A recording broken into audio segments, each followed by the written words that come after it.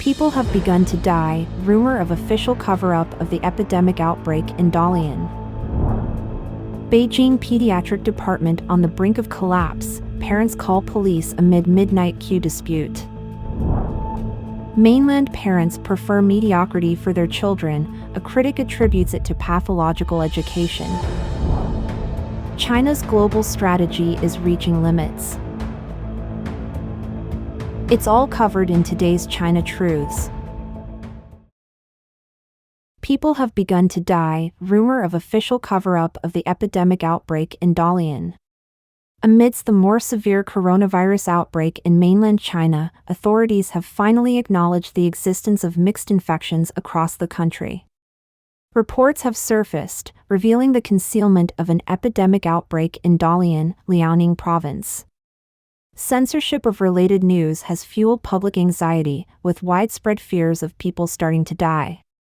On November 20th, veteran Chinese journalist Zhao Longjian posted on his X account, "The epidemic in China has broken out in many places, and in Dalian, people have already begun to die." Zhao also attached a screenshot of a parent-teacher group chat, showing that a child named Chen Xiao had died of pneumonia caused by the new coronavirus the previous night. Chen had been taken to the hospital, but sadly, she could not be rescued. Zhao mentioned that this incident happened recently, and the epidemic is very severe. He also noted that he had asked his friends in Dalian, and they were all very scared but dared not talk about it, fearing that their phones would be monitored. Through his network of contacts in Dalian, Zhao has gathered alarming insights suggesting that the official narrative downplays the severity of the outbreak, attributing the surge in hospitalizations to common colds and bronchopneumonia. However, leaked government notices subtly acknowledge the presence of COVID-19 while emphasizing the cross-infection of many viral infectious diseases. His concerns extend beyond Dalian, pointing to the deteriorating situation in Tianjin. Since the recent National Day holiday, pediatric clinics in Tianjin have been overwhelmed with patients. Similarly, Shandong Lini People's Hospital is struggling to cope with an influx of over 1,200 patients per day, leaving many without beds. This is not the first time that Zhao has spoken out about the COVID-19 situation in China. He has continuously disclosed since November 18 that Dalian Children's Hospital is overcrowded, but relevant news and videos have been deleted from the entire internet and cannot be searched using keywords on online platforms, leaving only the official unified statement. Zhao Longjian expresses deep apprehension about the government's handling of the crisis, fearing that its authoritarian approach could plunge society into a dark rule. According to the Vision Times, on mainland social media, there is an abundance of comments from netizens. User Michael Stonebridge commented, "The entire CCP is facing this, even community health centers, clinics, and pharmacies are full. Why is this situation unique to China?" Other netizens also commented, "First conceal, then shift blame to the United States, it's already a dark rule, change the name, change the pseudonym, it doesn't matter if slaves and leaks die. Perhaps more powerful viruses will appear in the future. In the end, humanity will be extinct. In fact, the CCP's evil aims to destroy all of humanity." Beijing Pediatric Department on the brink of collapse, parents call police amid midnight queue dispute. Continuing with updates on the epidemic situation in China. According to NTD-TV, there are reports circulating online indicating that Beijing's medical system is under immense strain. Some emergency rooms are reportedly imposing a 24-hour wait, and there are instances of hospitals resorting to calling the police to handle disputes in the queues. In more detail, recent online messages suggest that securing an appointment at Beijing Children's Hospital and the Capital Institute of Pediatrics has become nearly impossible. Images shared online display a notice at Beijing Friendship Hospital's pediatric department, declaring, "Emergency room wait time is now over 24 hours, with the word above underlined in red, implying that the actual wait time might exceed 24 hours. Photographs also reveal that the number of patients seeking consultations and blood tests at Beijing Children's Hospital has surpassed 2,000. On the 19th, another parent in Beijing said that they took their child to the children's hospital, and the consultation queue number was an astonishing 2,329. However, by 4 p.m., they had only called numbers up to the 800s. The parent also disclosed that, seeking emergency treatment, they took their child to Peking University Maternal and Child Health Hospital, PKUMCH, only to encounter a lengthy queue. Due to disputes in the line, parents called the police, but their intervention proved ineffective. Left with no alternative, the parent had to take their child home, planning to try again the next day. The parent emphasized the current challenging situation where prominent children's hospitals and the Capital Institute of Pediatrics in Beijing are inaccessible. The emergency room at Friendship Hospital demands a wait of over 24 hours, and at PKUMCH, even arriving early requires a wait of over 12 hours. Given this context, many local netizens, including Weibo influencers, have expressed their astonishment, stating, "I have never seen such a situation before." Mainland parents prefer mediocrity for their children, a critic attributes it to pathological education. Recently, a specific type of video has consistently surfaced on social media platforms in mainland China. In these videos, parents, along with their children, make a declaration, expressing, "We willingly give up the chance to be seen as key contributors to our nation and are content to be ordinary citizens." Simultaneously, we embrace and acknowledge our children's mediocrity. Parents go on to state, "We forego the opportunity to roll up our sleeves and engage in strenuous efforts, opting instead for a more relaxed and enjoyable approach to learning and personal development.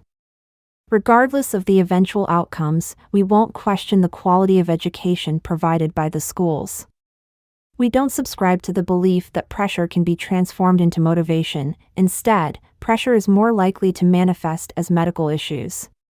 True motivation, we believe, stems from the genuine pursuit of happiness and interests that reside deep within our hearts." In response to this, Hong Kong writer and critic Yen Chunhook shared on Facebook that China's CCP entire education system has deteriorated to an extreme extent. Besides subjecting young people to torment, it has deviated from its normal educational function. In recent years, there has been additional promotion of Xi Jinping's ideology. Schools encourage personal worship, instill outdated knowledge, and impose painful management on young individuals. The notion that such schools could produce talents is considered a bizarre occurrence. Yen Chunhook also observed that in recent years, there have been frequent reports of children experiencing mental depression, psychological abnormalities, and even resorting to taking their own lives due to overwhelming academic pressure. The competition for school admissions in mainland China has escalated to a pathological state, prompting conscientious parents to resist this detrimental trend. He argues that unnecessary and excessive examinations, coupled with tactics like beatings, scoldings, the deprivation of leisure time, and stifling children's interests, not only torment them but also inflict profound harm on their childhood and impede their future growth. Earlier this month, discussions on topics such as disappearing 10-minute breaks and primary and middle school students having almost no time for restroom breaks gained traction on mainland Chinese social media. Netizens from various regions in China reported that primary school students' break times were being encroached upon, and they had little to no time for restroom breaks.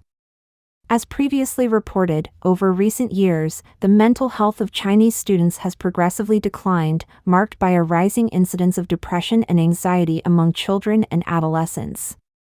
Just a little over a month into the new academic year, there are reports of overcrowding in the children's mental health department in Beijing. Dr. Lin Hong, a child psychiatrist at Beijing University's 6th Hospital, publicly stated that many children are grappling with psychological issues from upper primary to high school, and some children have resorted to extreme measures such as taking their own lives. China's global strategy is reaching limits. Beijing's grand global ambitions have hit a snag. The problem is money.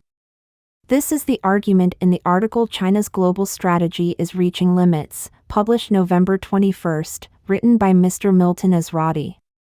Mr. Ezrati is a chief economist for Vested, a New York-based communications firm. According to Mr. Azrati, apart from bold naval and air demonstrations in the South and East China Seas, Beijing's quest for influence in Africa, the Middle East, and, to a lesser extent, Europe and Latin America has rested on two things: how much China has at its disposal to invest abroad and how much China buys from each region. For a while, it seemed as though the buying and investment amounts were limitless. Of late, however, available amounts are less vast than was previously thought. Matters have imposed constraints on China's leadership, something with which they will increasingly have to deal. The Middle East is the epicenter, but hardly the extent of the problem. There, Beijing has met its biggest diplomatic success so far, reverberating around the world's capitals and to China's great benefit. Beijing orchestrated the resumption of diplomatic relations between Saudi Arabia and Iran. China drew on its status as an enemy of neither of these two oil-exporting nations, something that few Western capitals could claim, but its advantage mostly lay in its status as a premier buyer of oil exports from both countries. But the buying power that made for that remarkable diplomatic accomplishment is running short. Beijing's support for Moscow is part of the problem. Because the war in Ukraine has lost Russia's Western markets for its energy, Moscow has looked to China to sell its energy. Chinese purchases of Russian crude oil through the third quarter of this year rose 42% from year-ago levels. But China can only use so much imported oil at a time, especially since its economy is slowing. To buy from its Russian ally, China has accordingly had to cut back on imports from the Middle East. Combined purchases from Saudi Arabia and Kuwait have grown barely during the past year. Some sources suggest a bigger 11% cut in Saudi oil imports. Iranian sales to China seem to have held up, no doubt so that China can retain influence in that country, but also because U.S. sanctions have forced Iran to offer discounts. China's need to curtail buying in the Middle East will likely intensify. Presently, a lack of available pipelines limits how much Russian crude can get to China. But both countries are working on pipeline infrastructure. Unless geopolitics changes radically when these facilities become available, Russia will surely want to sell still more in China, and Beijing's diplomatic commitments will compel it to comply. What is more, in the uncertain geopolitics of the times, the pipelines will offer much greater security and reliability than the sea routes on which China must rely to receive Middle Eastern oil. With less involvement in Middle Eastern oil, Beijing's investment portfolio in that part of the world will necessarily stagnate or even shrink. And it is not just the oil producers that are problematic. In recent years, China has developed huge trade and investment flows with Israeli technology. That advantage for China has already begun to shrink in recent weeks because Beijing refused to label Hamas a terrorist group. At the same time, domestic Chinese financial problems have created a challenge for Beijing's investment ambitions in the Middle East and more generally. Even before these Middle Eastern complications arose, Beijing's Belt and Road Initiative, BRI, suffered setbacks. Many of the participants faced financial difficulties because the projects that Beijing chose to support failed to pay returns sufficient to repay the loans incurred to finance them. BRI participants have begun to describe the initiative as a debt trap. At the same time, the failure to pay has put Chinese lenders under pressure. Beijing has had to pull back. Whereas Chinese projects in the BRI topped $100 billion a year at their height, by 2021, only 29% of the $59 billion earmarked for BRI got to participants. This year, it looks as though BRI deals will amount to $80 billion at most, higher than in 2021 but still well short of the initiative's halcyon days. When China was growing fast and was flush with surplus funds from its export sales to the United States, Europe, and the world, it could easily have filled the financial gap left by the failures of some BRI participants and others overseas unable to pay their loans. But that is no longer the case. China's economy will struggle this year even to meet Beijing's 5% real growth target, and its exports are in decline. What is more, domestic debt problems have made the country's financial system more fragile than ever before and certainly unable to withstand the failures of BRI participants and other Chinese overseas investment projects. To make matters worse, the collapse of major property developers Evergrande, Country Garden, and others has left China's financial system with a considerable overhang of questionable loans. So also has the refusal of mortgage holders to pay on loans they took out to prepay on apartments that these developers will likely never complete. For these reasons and the financial distress common among BRI participants, China's banks, long the source of financing for overseas projects, are in no position to extend more. If this were not troublesome enough, local governments in China have begun to experience financial strains.